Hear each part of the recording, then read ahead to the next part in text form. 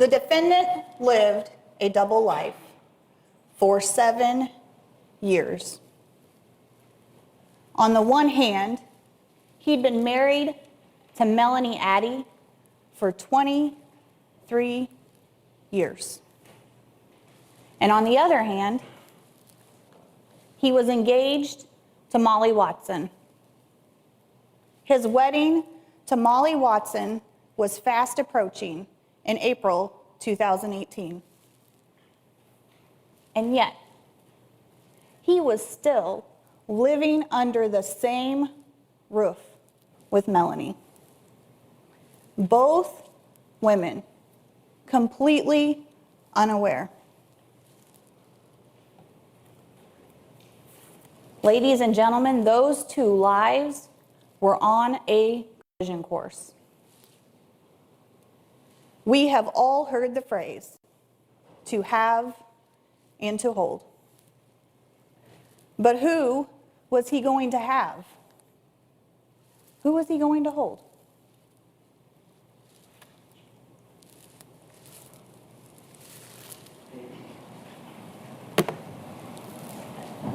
Who was going to be Mrs. James Addie? I'm wondering if I can just scoot a chair so everybody can see. She can't see. Move over a chair. Thank you.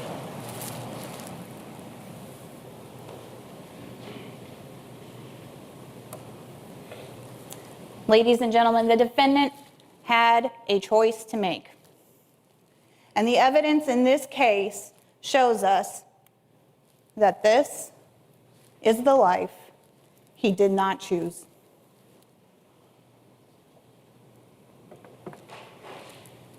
Just days before their wedding, Molly was forced to cut their guest list nearly in half. You heard the testimony of Samantha Cohen that in her experience as a wedding planner, that was highly unusual. You saw text message evidence that the defendant's son, Ben, hadn't been measured for his tuxedo yet. And Emma, you saw her testimony. Emma hadn't received her invitation, and she didn't know that she was on the guest list.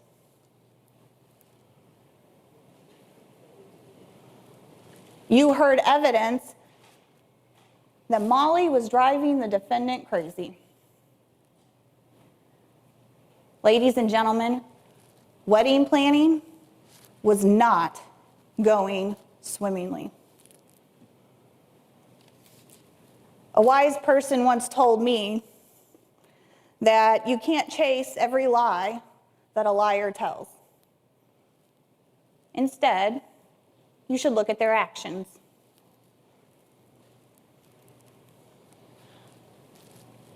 On April 27th, 2018, the defendant took his wife to dinner. And that night, he climbed into her bed. The defendant didn't divorce Melanie Addie. He hadn't filed for divorce. He hadn't served her with any papers. He hadn't packed his bags.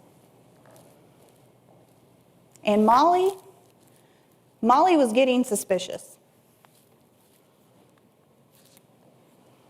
You saw text message evidence that Molly thought the defendant was changing his mind. She could sense it.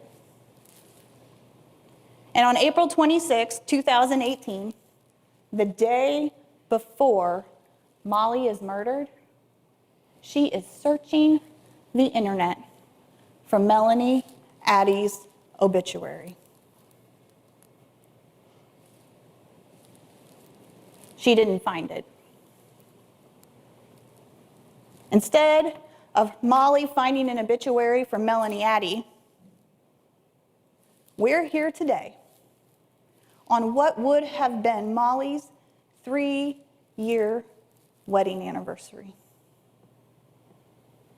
Instead of her reading Melanie Addie's obituary in that Google search, we're here today reading a jury instruction for first-degree murder.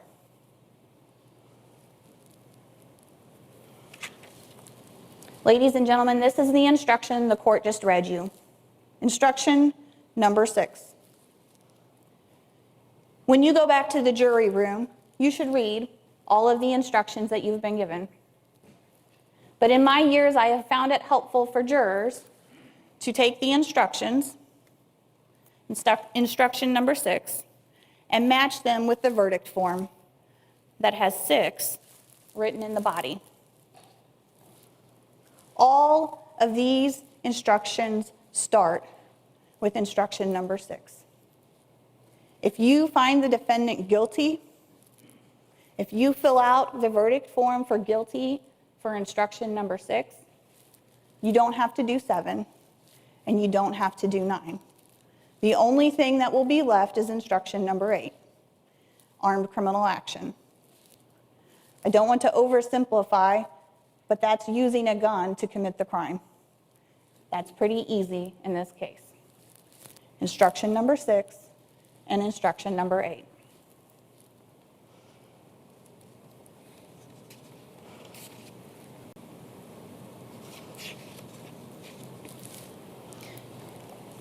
You have to find that the defendant caused the death of Molly Watson by shooting her, that he was aware that his conduct was practically certain to cause her death, and that he did so after deliberation, which is cool reflection for any amount of time, even a moment, no matter how brief.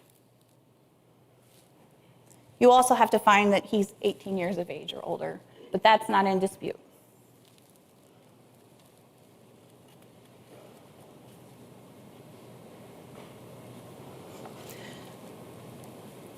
The state's evidence in this case is overwhelming. There is a mountain of evidence in this case. I want to talk specifically right now about the evidence of April 27th, 2018. Molly's last night alive.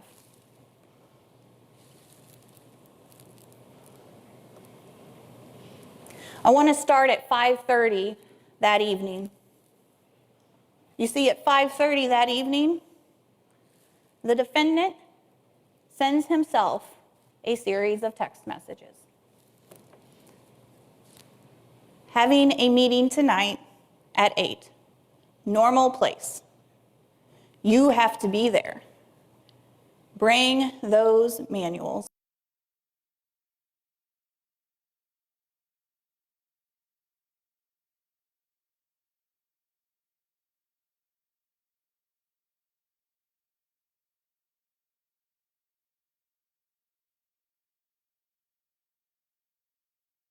As his fake alibi text messages.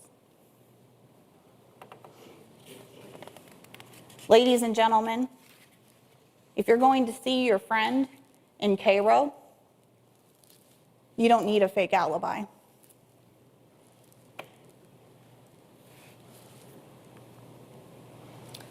Those text messages were sent at 5:30. At 7 o'clock, the evidence told us the defendant left his home. His whereabouts are unaccounted for until 10 p.m.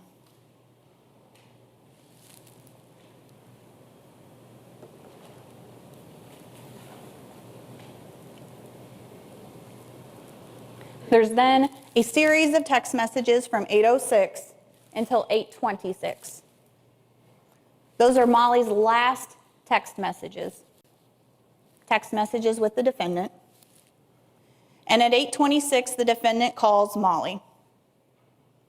At 8:30, she returns his call. When the defendant answers that phone call, his plan is set in motion. Because just 2 minutes into that phone call, Molly Watson leaves her home, 8:32. The GPS evidence showed us that. She left her home in her pajama pants and a tank top, not wearing a bra.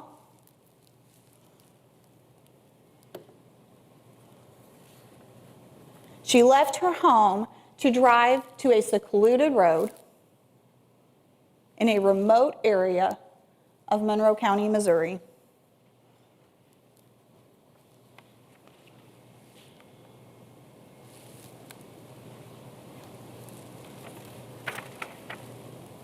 This isn't a trip to the grocery store. It isn't someplace she happened upon during a leisurely drive. It is not someplace you go to do business.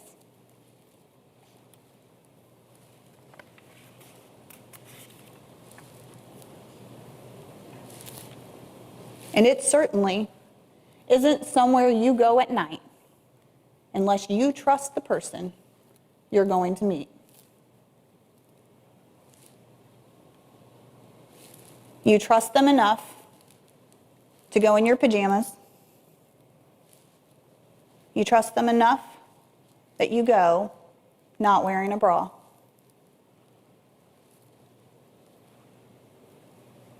Molly trusted him enough that he was able to put a gun to the back of her head with no fight. She had no one else's DNA under her fingernails.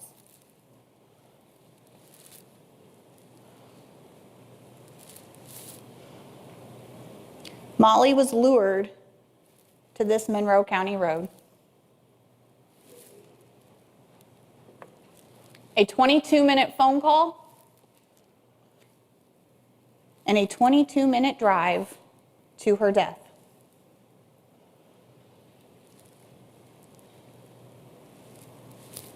The defendant's on the phone with her when she walks out her door. He's on the phone with her the entire drive. And yet, he doesn't have a single piece of information about that trip to be able to provide to police.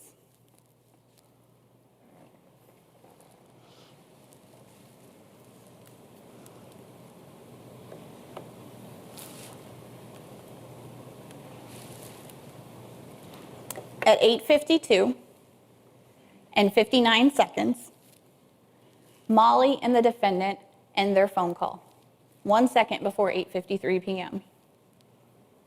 Molly arrives at 8:54.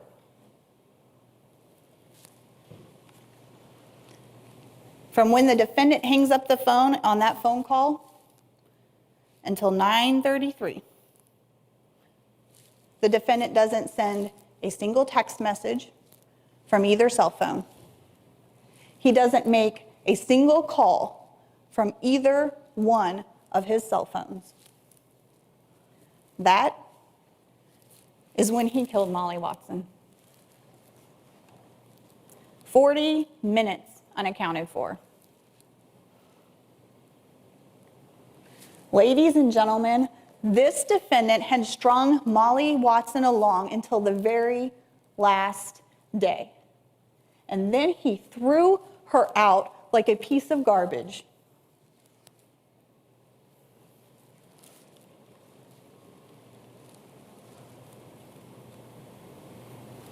But there are two things in this case that the defendant did not count on.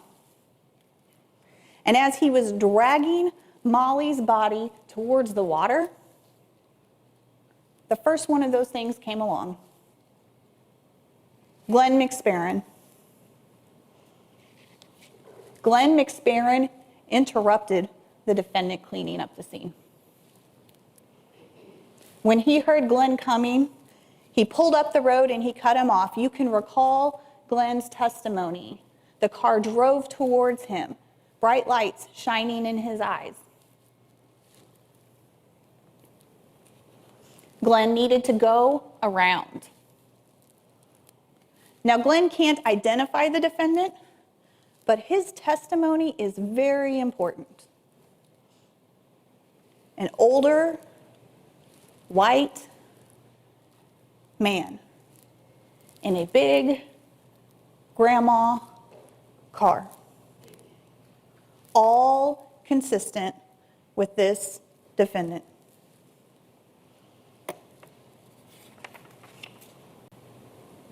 He panicked.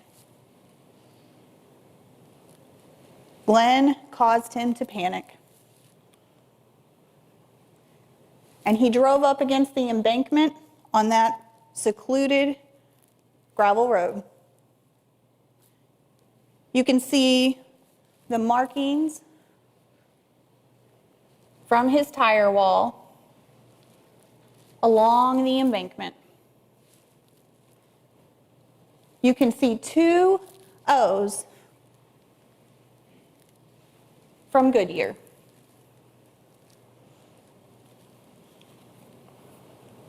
And that embankment that he got up against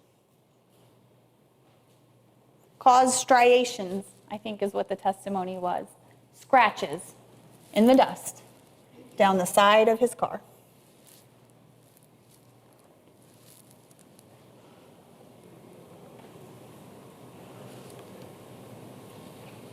And he left his tire impression in the mud.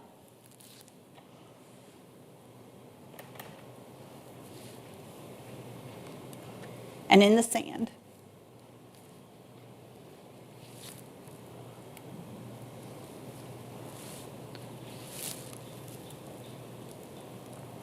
And as soon as Glenn is gone, the defendant flees. Sheriff Colston told us the path to take from the crime scene to the defendant's home. It's a direct path.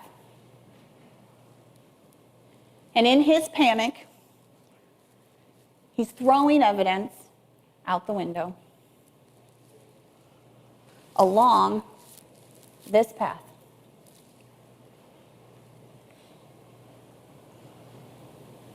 He threw out Molly's cell phone along Route M. Now go back. Between County Road 931 and the S curves. Threw out Molly's cell phone west of 931. The ammo box all along his path home. And he threw out that white t-shirt that you heard so much about. Emma Addie testified that she made the white t-shirt found here.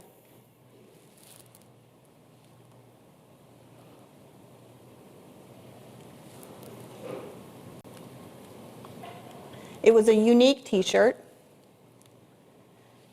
It was custom made.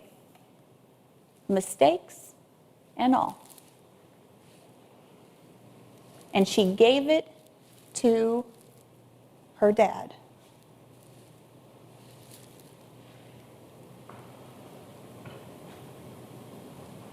You heard testimony from Shayna Latcham that the t-shirt found not far from the crime scene had 42 areas with blood on them. The victim's DNA. Emma had made 3 shirts. The first, recovered by police near the crime scene. The second and the third were recovered from the defendant's home.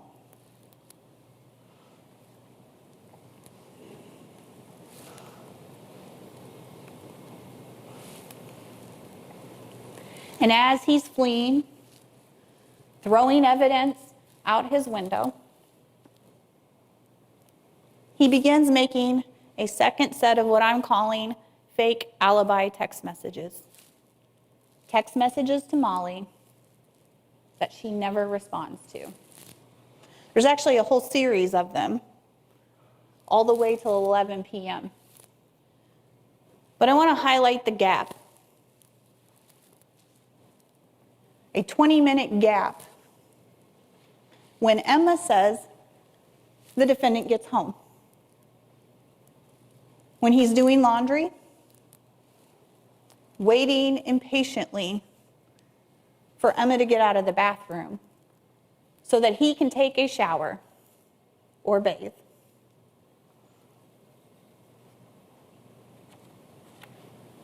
He is cleaning up. Emma can smell bleach. Emma is the second thing that the defendant didn't count on in this case. He didn't count on her being awake, being able to tell police he didn't get home at 8:30.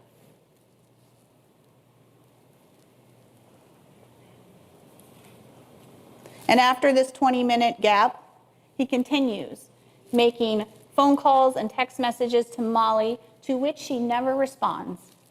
And yet, he never calls the police. He's not looking for her. In fact, I want to talk about these calls. 3 seconds, 4 seconds, 4 seconds, 3. That's not even long enough for her voicemail to pick up. He was busy.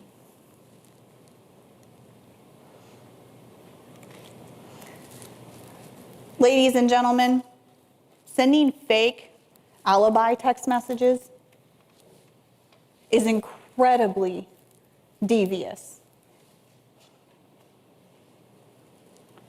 The defendant had lived a double life for 7 years.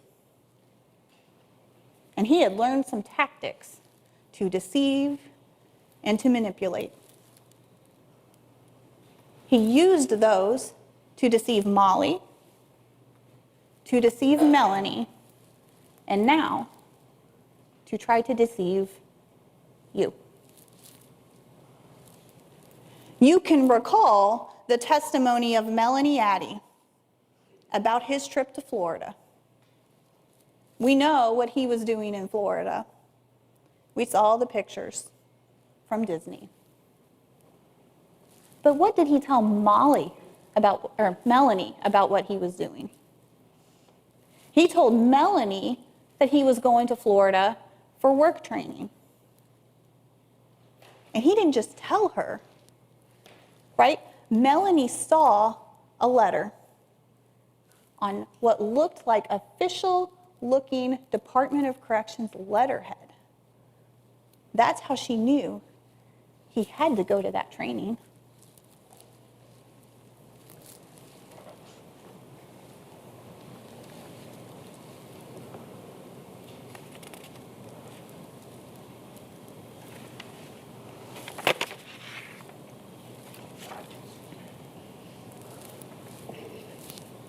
So we've talked about the day of April 27th, 2018. But let's take a step back and look at the case as a whole. The defendant had motive to kill Molly Watson, right? He had the means. We heard testimony about a .22 rifle seized behind his back door. That could be the murder weapon. It could be the gun that was missing from Melanie's bedside table that was never found, or the one that Emma had seen in the glove box that wasn't there when the police searched his car. But he had the means to do it. He had motive, he had means, and he had opportunity because he has no alibi. His tire prints were feet from Molly's body. His daughter's custom-made t-shirt has the victim's blood on it, has gunshot residue on it. He lied to police about what he was wearing, where he was. He only showed them some of the text messages on his phone to mislead them.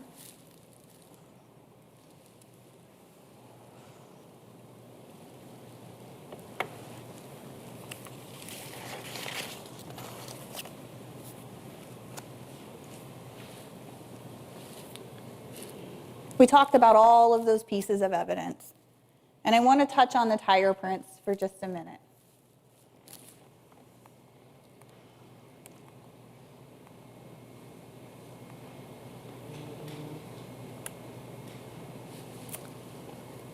You heard testimony from Jason Crafton.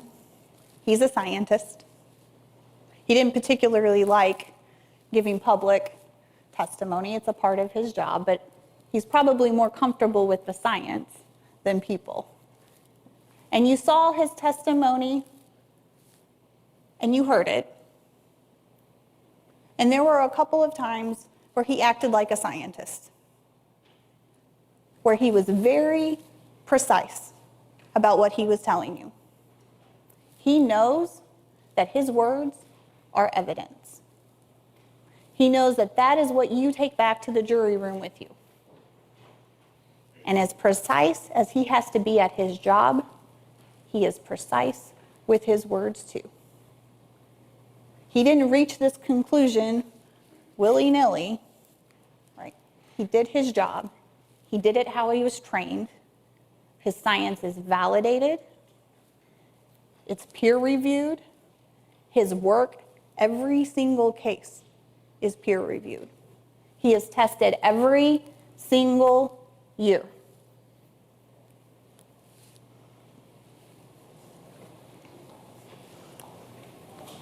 I, for one, am glad that he chose to be precise and exact with you.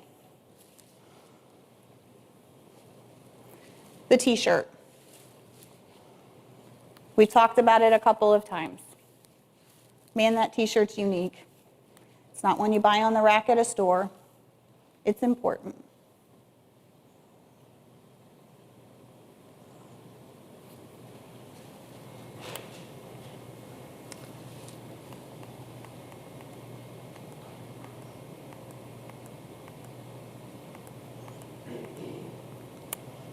I want to talk last about deliberation. Deliberation is the difference between murder in the first degree and murder in the second degree. And I want to talk about the evidence of deliberation in this case. At 5:30 p.m., the defendant is sending fake alibi text messages from his burner phone to his orange phone. He knew then what he was going to do. He made the 22-minute drive, the 22-minute phone call while Molly made her 22-minute drive. He lured her to that place. And how she was killed. Shot in the back of the head. You can recall Dr. Stacy's testimony. The gun was touching her scalp. There is no way to shoot someone in the back of the head with the gun pressed against their scalp without an opportunity to deliberate. Even a moment is enough, but in this case, the defendant had deliberated for much longer.